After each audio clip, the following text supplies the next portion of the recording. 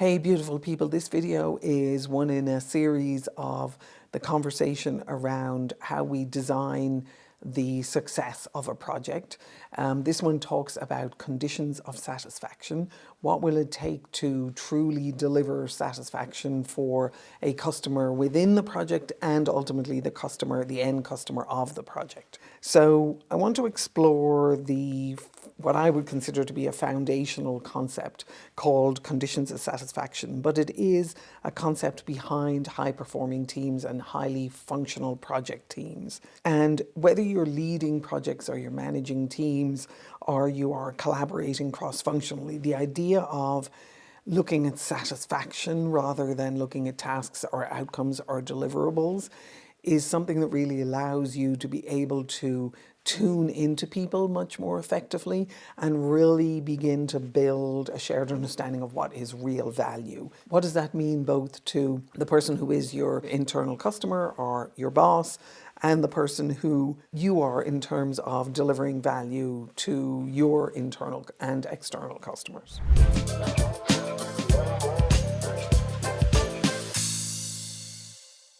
So let me ask the question, first of all, what are conditions of satisfaction?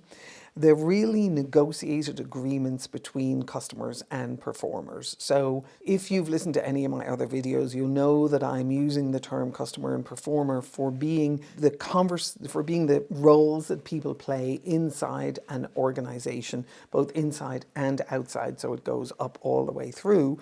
Inside and outside an organization, where the performer is someone who is committing to do work and the customer is the person who is requesting that work, or the performer is someone who is offering to do a certain piece of work and the customer is the person who's committing to be satisfied or to design satisfaction criteria for that work. So the reason why this is important is it moves work away from being assignment of tasks to being conversations for design, conversations for completion, conversations for real commitments and real promises, conversations for learning, conversations for satisfaction. In the process of doing that, what you do together is you design the conditions of satisfaction. So you can see the model that I'm using here, which is called the language action loop. And that language action loop is I think about it like the atomic structure of a project. It is the fundamental basic building block of all successful projects that are run based on the language action model. When we think about conditions of satisfaction as being the negotiated agreement between a customer and a performer, then it means that we have to define what satisfaction looks like, and we need that to be specific, measurable, contextual, and also agreed upon by both parties. The last piece of it is super important. Many times within our projects, we assign tasks to people.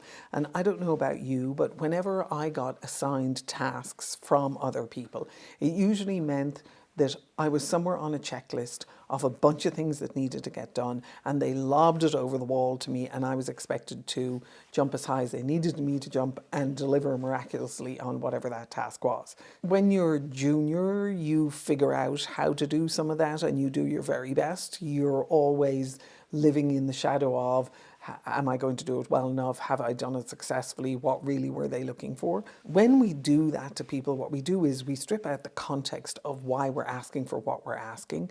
And the context is really what allows people to be able to up-level their own intelligence. If I can explain to someone why I'm looking for something, what it means for me to be satisfied, how I think about it in terms of my standards for whether or not it's successful, what measurements I'm using, and what's the context in which I'm asking for. So I'm asking for this because it's part of this bigger piece of work. I'm asking for this because this person asked it for me and I'm putting a team together to deliver on it, etc., etc. So once we strip out that context, what we're doing is we are dumbing down people.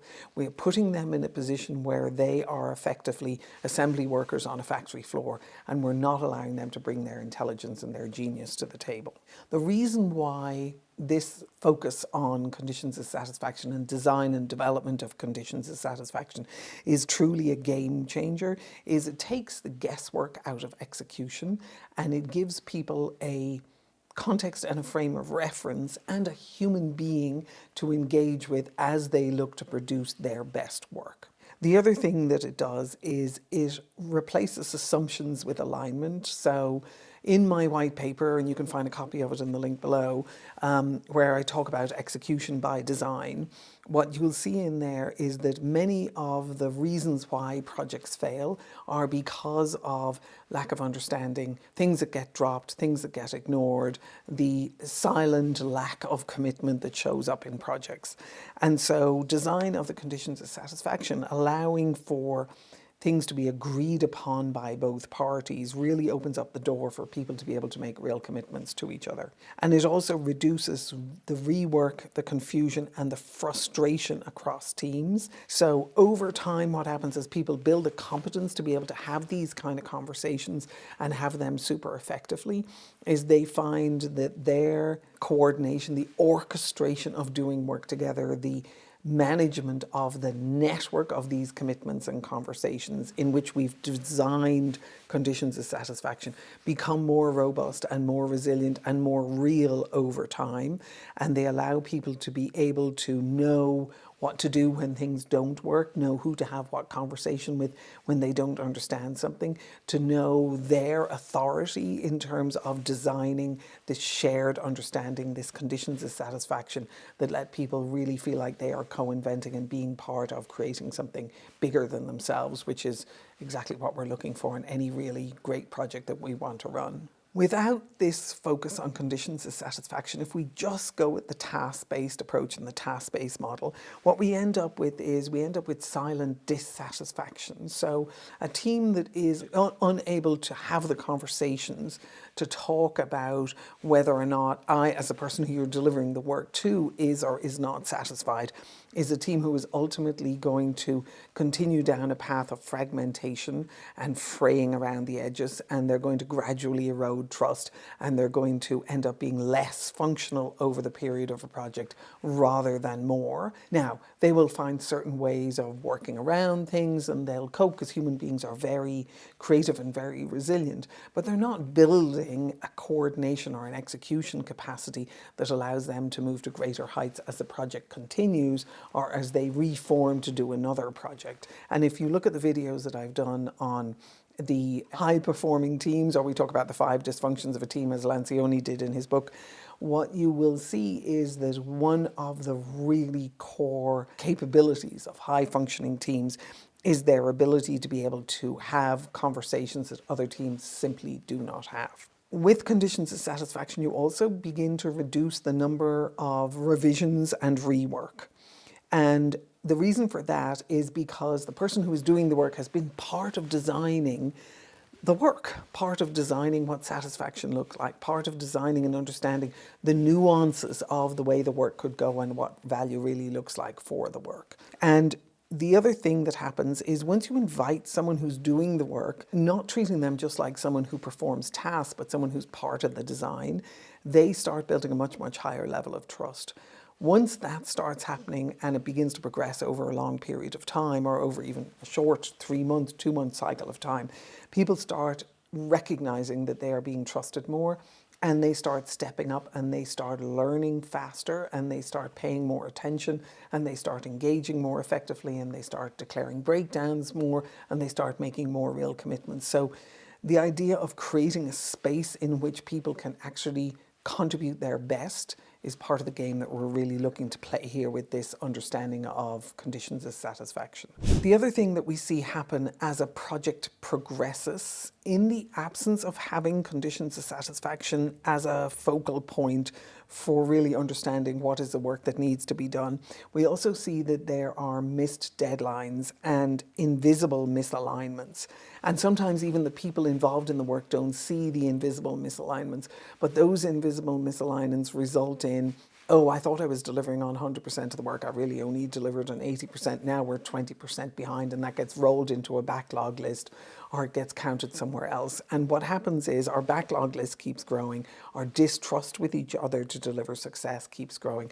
Our distrust with each other for me to ever have a customer who's satisfied, who's actually able to say, wow, that was fantastic. Our ability to be able to celebrate our successes begins to dissipate and disappear. And so what happens is we really end up with invisible misalignments that accumulate over time and that put us in a position where we are not setting ourselves up for success and we're not building execution capacity within the team. If this notion of conditions of satisfaction being built into part of your project management structure and part of your team learning and team conversation structure appeals to you and you can see the value of it, and you've watched some of the other videos that talk about it in even more context, I really encourage you to download the free white paper that I have for you.